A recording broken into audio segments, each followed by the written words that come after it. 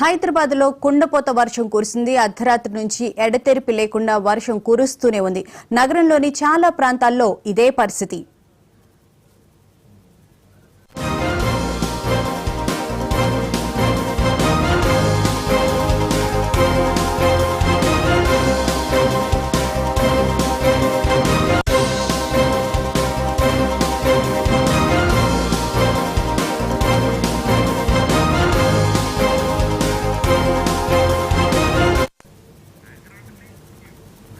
Greater Hyderabad పరిధిలో వర్షం దంచికొట్టింది. మంగళవారం వేకువజాము నుంచి కుండపోతగా వర్షం కురిసింది. ఆకాశానికి చిల్లులు పడ్డాయా అన్నట్లుగా పలు ప్రాంతాల్లో వర్షం కుమ్మరించింది. దీంతో హైదరాబాద్ లో రహదారులన్నీ జలమయమయ్యాయి. ఎక్కడికక్కడ వాహనాలు నిలిచిపోయాయి. లోతట్టు ప్రాంతాలు నీట మునిగాయి. పలు ప్రాంతాల్లో వాహనాలు కొట్టుకుపోయాయి. పార్సిగుట్ట, సనత్ నగర్ లో ఇద్దరు గుర్తు తెలియని వ్యక్తులు వర్షపు నీటిలో కొట్టుకుపోయారు. హైదరాబాద్ లో మరో 2 గంటల పాటు భారీ వర్షం కురుస్తుందని వాతావరణ శాఖ వెల్లడించింది. నగరానికి ఎల్లో అలర్ట్ జారీ చేశారు.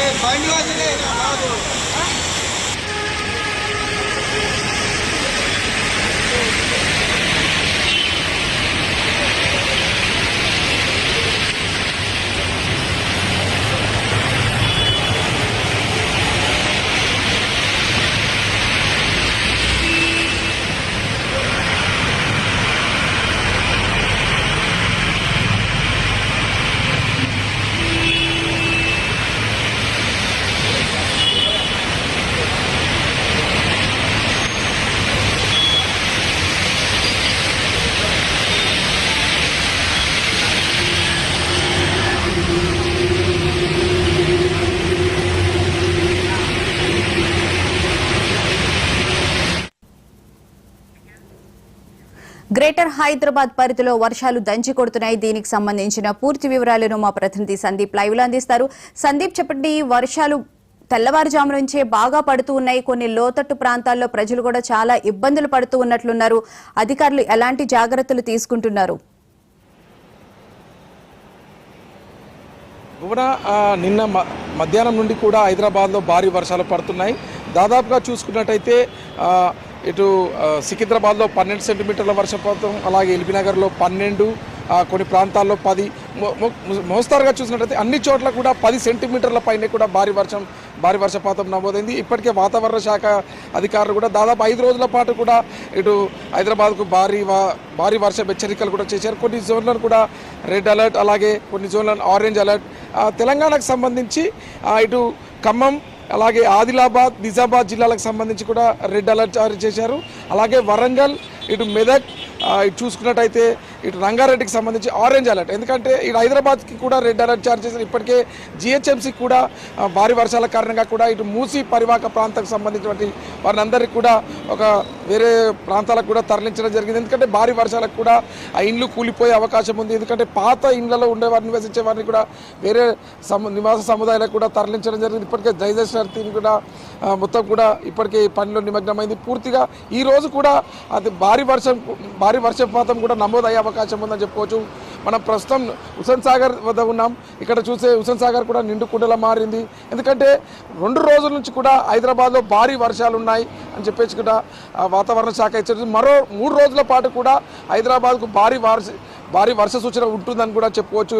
లోతట్టు ప్రాంతాలన్నీ కూడా జలమయ ఇప్పటికే ఖైరతాబాద్, లక్డీకాపూల్, జూబ్లీహిల్స్, బంజారాహిల్స్ ప్రాంతాల్లో కూడా పూర్తిగా వర్షపు నీరు ఇళ్లలోకి వచ్చి చేరడంతో కూడా ప్రజలు కొద్ది ఇబ్బందులు. వారికి జిహెచ్ఎంసీ సిబ్బంది కూడా వారికి సహాయ సహకారాలు అందిస్తున్నారు.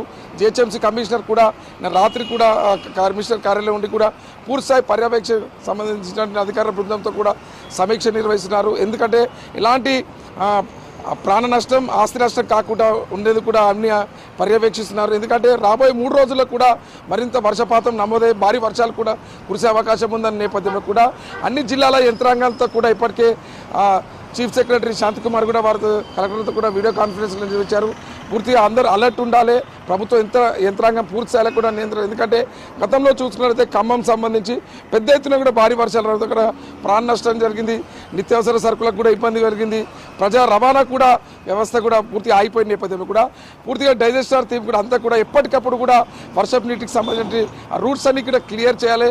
డ్రైనేజ్ సిస్టమ్ మొత్తం కూడా డిజాస్టర్ ఎక్కడ కూడా వాటర్ స్టోరేజ్ ఉండకుండా రోడ్లపై కూడా ఎలాంటి కూడా వాటర్ స్టోరేజ్ లేకుండా ఉండేది కూడా అన్ని ఏర్పాట్లు చేసుకోవాలని చెప్పేసి కూడా ప్రభుత్వం అన్ని శాఖలకు సంబంధించినటువంటి వారికి కూడా అయితే చేసిందని చెప్పవచ్చు. భారీ వర్షానికి మనం చూస్తున్న విజువల్స్ లో కూడా బైక్స్ వెనక్కి కొట్టుకు వచ్చేయడము, అలాగే కొన్ని కాలనీలో నీళ్లు రావడము, కార్లలో కూడా నీళ్లు వెళ్ళిపోవడము అట్లా జరిగింది. మరి మ్యాన్ హోల్స్ దగ్గర అలాగే డ్రైనేజ్ వాటిల దగ్గర జిహెచ్ఎంసీ అధికారులు ఎలాంటి జాగ్రత్త చర్యలు చేపట్టారు?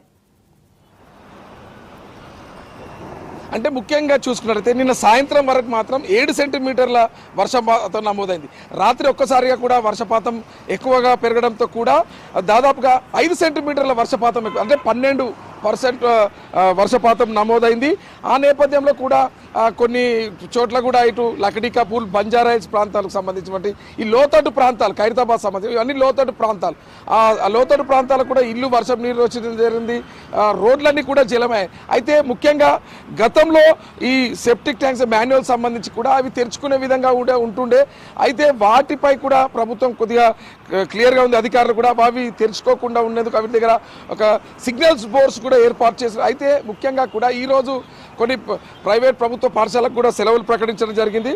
ముఖ్యమైన పని ఉంటేనే బయటికి రావాలని చెప్పేసి కూడా ఇటు ప్రభుత్వం వారికి హెచ్చరిస్తూ వస్తుంది. ముఖ్యంగా డ్రైనేజ్ల వద్ద కూడా మాన్యువల్స్ల వద్ద కూడా జాగ్రత్తగా ఉండాలి. అయితే జిహెచ్ఎంసీ టీం పూర్తిగా కూడా మాన్యువల్స్ పైన దృష్టి పెట్టింది. ఎక్కడ తెరిచిన మాన్యువల్స్ ఉన్నా వాటిని వెంటనే మూసివేస్తున్నారు. అలాగే రోడ్లపై ఉన్న గుంతల వద్ద కూడా, అలాగే విద్యుత్ సంబంధించినటువంటి స్తంభాల వద్ద కూడా ఎవరు ఉండొద్దు, అక్కడ వాటిని ముట్టుకోవద్దు అని చెప్పేసి కూడా ఇప్పటికే ఎలక్ట్రిసిటీ కూడా చెప్పడం జరిగింది. కరెంటు పోయిన వెంటనే కూడా తొందరగా కరెంట్ వచ్చే విధంగా కూడా, అలాగే ఎలక్ట్రిసిటీకి సంబంధించినటువంటి అన్ని బృందాలు, జిహెచ్ఎంసీకి సంబంధించి డిజాస్టర్, ఎలక్ట్రిసిటీ, వాటర్ బోర్డ్ అన్ని బృందాలు కూడా పూర్తిగా కూడా ఈ వర్షం సంబంధించిన దాని పనిలో కూడా నిమగ్నమని చెప్పవచ్చు. Okay, thank you Sandeep.